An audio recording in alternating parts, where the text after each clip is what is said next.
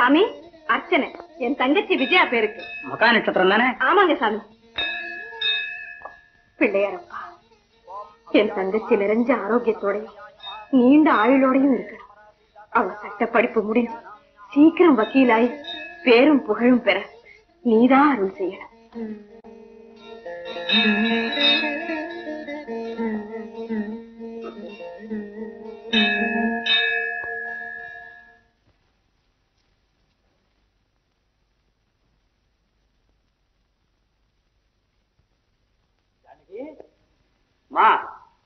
ஜானகி, வாங்கய்யா, வாங்க.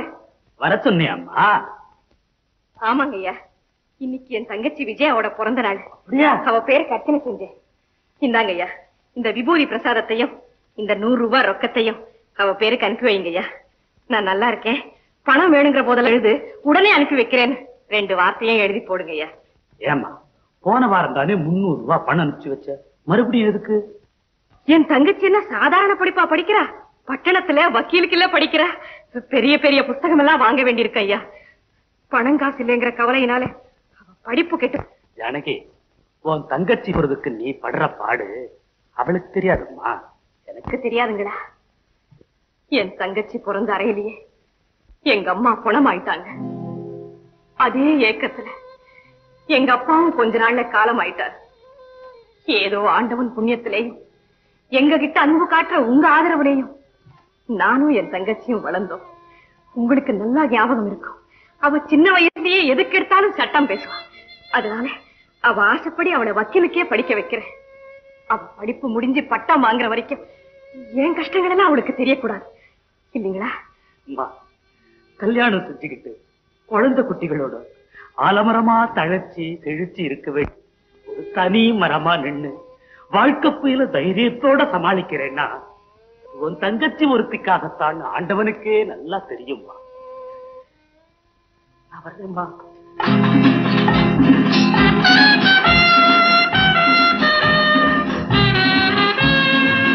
விஜி, விஜி, உங்க அக்கா அப்படி என்னடி எழுதிருக்கு?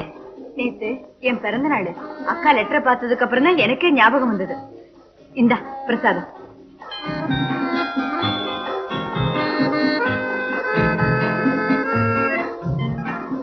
ஏண்டி விஜி, உன் பிறந்த நாள் உனக்கே தெரியல, இது கூட உங்க அக்கா தான் ஞாபகப்படுத்த வேண்டியிருக்கு. நல்ல கொண்டிடி. அக்கானா இப்படி இல்ல இருக்கணும், எவ்வளவு அக்கறையா அர்ச்சனை பிரசாதமும் அதோட பணமும் அனுப்பியிருக்காங்க. அவளுக்கு என்னடி, அக்கா தங்கச்சி 2 பேரு, அக்கு தொக்கு கிடையாது. கிராமத்துல வீடு வாசல் நிலம் நீச்சு பெரிய வசதி. இவ கேட்கலனாலும் கேளு கேளுன்னு லெட்டரும் பணமும் வந்து விழுந்துகிட்டே இருக்கு. எனக்கு தான் ஒரு அண்ணன் இருக்காரு, போட்டோ ஸ்டுடியோ வச்சுக்கிட்டு. அவர் போட்டோவும் சரியா எடுக்கிறது இல்ல, என்னையும் சரியா கவனிச்சுக்கிறது இல்லடி. உங்க அக்கா நாங்கெல்லாம் பாக்கணும். பாக்கலாம். இப்ப நம்ம எல்லாரும் விஜிக்கு ஹாப்பி பர்த்டே சொல்லணும். Happy birthday to you, happy birthday to you. Viji, உன் பிறந்த நாளைக்கு எங்களுக்கு எல்லாம் என்னடி பரிசு? நீங்களே ஸ்வீட் வாங்கி நீங்களே சாப்பிடுங்க. விஜி, கள்ளி, உனக்கு என்ன அவசர வேலைன்னு எனக்கு தெரியாதா? என்னடி சொல்லுடி. இந்த லா காலேஜ் விஜிக்கிட்ட சட்ட நுட்பம் கேட்கறதுக்காக திட்ட விவரங்களோட இன்ஜினியரிங் காலேஜ் சங்கர் காத்துக்கிட்டு இருப்பாரு. சட்டமும் திட்டமும் சேர்ந்து கொட்டை அடிக்க வேண்டியதானடி?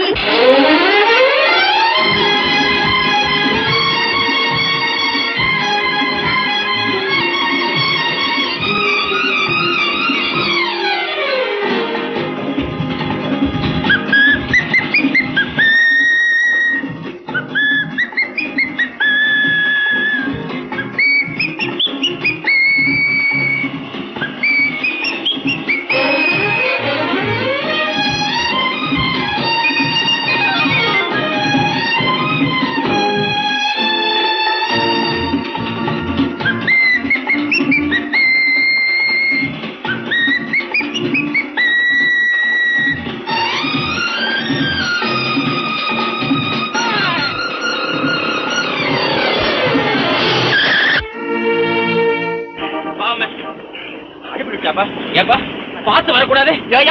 நீ பாத்து வரக்கூடாதா? நான் பாத்துதான் வந்தேன். பாத்து வந்து பாத்துக்கு வந்து ஜமால மோதி விட்டேன். இந்த மாதிரி கண்டபெல்லாம் பேசாதாமா, தெரியுமில்ல? என்ன சொல்லி பாட்டுக்கு என்ன மோதி விட்டு கலாட்டா பண்றேன்னு? ஐயோ, யாரும் கேட்கறதுக்கு இல்லையா? போலீஸ் சார் நியாயம். இதால் ராங் சைடுல வந்து பெட்டால மோதி போட்டு நமக்கு கமால் காட்டுறாரு சார். இவன் தான் ராங் சைடுல வண்டி நிறுத்தாம வந்தான். அதனால தான் டேஷ் ஆயிடுச்சு. போய் சொல்றீங்க. நான் தான் பாத்துக்கிட்டு இருந்தேன். அவரு கரெக்டா தான் வந்தாரு. நீங்க தான் ஒரு இண்டிகேஷன் இல்லாம திடீர்னு திருப்பி டேஷ் பண்ணிட்டீங்க. சார் என்ன மேஸ்திரி? பிரஸ்ல இருந்து போன் வந்திருக்கு. கல்யாண பத்திரிக்கை ரெடியா இருக்கும். நீங்க எப்ப வரீங்கன்னு கேக்குறாங்க. இப்பவே வந்து எடுத்துக்கிறேன்னு சொல்லுங்க. ஆகட்டும். இந்த மெட்ராஸ்கார் பையன் போட்டோ எடுக்கிறானா இல்ல மந்திர தாய்த்து இருக்கிறானான்னு தெரியல. ஜனங்க என்ன இவ்வளவு கூட்டமா போகுது. ஐயோ என் வயிறு எரியுது. அப்பா பொறாமை இருக்குதே, நீங்க குடிக்கிற சுருட்டு மாதிரி அது தன்னைத்தானே எரிச்சிடும்.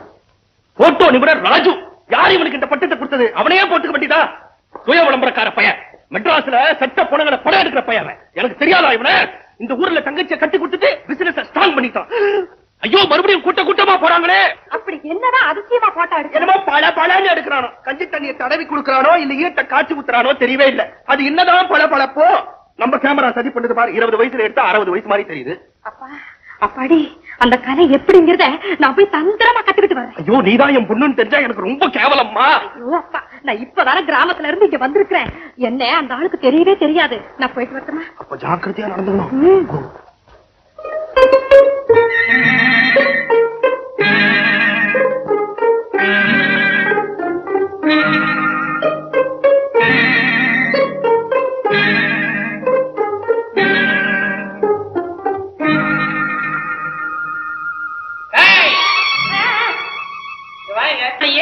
திறந்த வீட்டுல நுழைஞ்ச மாதிரி நுழையிற. என்ன வேணும்? வந்து முதலாளி டார்க் ரூம்ல தானே இருக்காரு. முதலாளினா டார்க்ல தான் இருப்பாங்களா? வெளிச்சத்துக்கே வரமாட்டாங்களா? நீ கூட டார்க் ரூம்ல இருந்து வந்திருக்கிற. என்னது? நான் டார்க் ரூம்ல வந்திருக்கேன். என்ன சார் வளரல? யார் வளர்றாங்க? நீ மாத்திரம் இல்லம்மா, எல்லாருமே 10 மாசம் தாயார் வயிற்றுக்குள்ள இருந்தா வர்றாங்க. டார்க் ரூம் தானே அது. அப்படியா? ஏமா என்ன பார்த்தா முதலாளியா தெரியலையா? நீங்க தான் முதலாளியா? பாரு காயத்தை. காயம் இருந்தா முதலாளியா? ஆமா, தொழிலாளிக்கு முதலாளிக்கு எவ்வளவு தகராறு உண்டு. என்ன தீபாவளி போனஸ் கேட்டாங்க, தரமாட்டேன்னு சொல்லி ஓடுனேன். தொட்டிட்டே வந்து செங்கல் இல்ல அரக்கல்ல அதால வச்சு இருக்காங்க. அப்ப பட்ட காயம் தான். பொங்கல் கூட வச்சிருக்கேன். அபிப்பிராயமே சொல்றது இல்ல. அதனாலதான் என் தொழிலே விருத்தி ஆயிட்டு வருது. ஆமா, என்ன மாதிரி போட்டோ எடுக்கணும், என்ன சைஸ், என்ன போஸ்?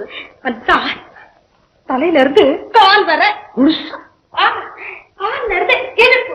இதுக்கு மேல வேணாம் இல்லையா? இது சார் பாட்டா எடுத்து கொடுங்க.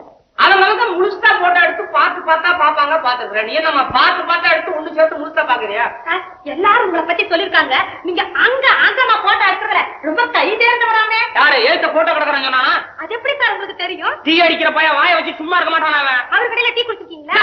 அவனை பத்தி ஆமா. இப்ப வந்த விஷயத்தை பேச. உனக்கு என்ன சைஸ்ல போட்டோ வேணும்? Full pleated? இதெல்லாம் போட்டோ கிடையாது, பிரியாணி கிடையாது. இல்ல சார், போட்டோ பெருசா எடுத்து கொடுங்க. அதுவும் கவர்ச்சி படமா இருக்கணும். ஐயோ அம்மா, உன்னை வச்சு போட்டோ எடுத்தா கவர்ச்சியா வராதும்மா, அதிர்ச்சியாதாமா வரும். சார் நான் சினிமாவில போய் சேர போறேன். அதனால நின்னுகிட்டு இருக்கிற மாதிரி ஒரு போட்டோ எடுத்து கொடுங்க. நின்னுகிட்டு இருக்கிற மாதிரி போட்டோ எடுத்தா சினிமால சான்ஸ் கிடைக்காதுமா. படுத்த வாக்குல எடுக்கணும். போங்க சார். இது ரொம்ப நல்லா இருக்குது சார். அது நீ இல்லம்மா, அதனாலதான் நல்லா இருக்குது. சார் இந்த மாதிரி ஒண்ணே எடுத்து கொடுங்க போதும். அழகாய போட்டோ போறியா? போமா அப்படி போட்டோ கடையில கொடுக்குற. நீ நில்லுமா. சிரிச்சுக்கிட்டு இருக்கிற மாதிரி ஒரு போஸ் எடுங்க சார். நீ உம்மு நேரமா நான் பல்ல வெளியே எழுதிடுறேன்.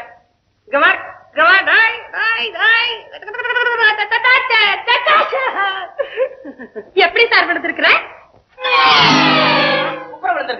எழுந்துரு ராஜு. என்னடா லவ்வா? லவ்வாவது மண்ணாவது கிராக்கிடா. போட்டோ எடுத்தேன். அம்மா நீங்க போயிட்டு நாளைக்கு வாங்க. போட்டோ எல்லாம் படபடன்னு பிரிண்ட் போட்டு வச்சிருக்கேன். நான் போயிட்டு வரட்டுமா? இப்ப சிரிக்கிறேன், எடுக்கும் போது சிரிக்க மாட்டேங்கிற. கல்யாணம்டா. கங்க்ராச்சுலேஷன்ஸ். யாரா பொண்ணு? விஜயா தானே? எங்க அண்ணன் கல்யாணம்டா.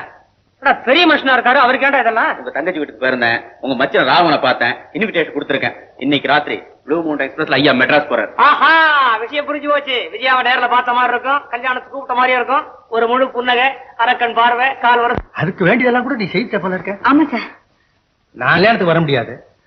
இங்க இருக்கிற வேலை தான் உனக்கு தெரியுமே. இந்தாமா, இத கல்யாண செலவு போச்சு. எதுக்கு சார்? பரவாயில்லம்மா, வச்சுக்க. Thank you sir. நான் போயிட்டு வரேன். நல்லதும்மா.